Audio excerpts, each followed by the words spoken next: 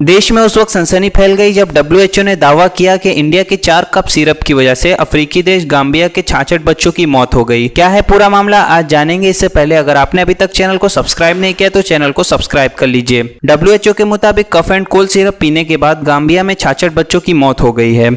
इस सिरप को इंडिया की मेडेन फार्मास्यूटिकल कंपनी बनाती है। डब्ल्यूएचओ ने इस बारे में जांच शुरू कर दी है। इसके अलावा और भी देशों को ये सिरप ना यूज करने की सलाह दी है।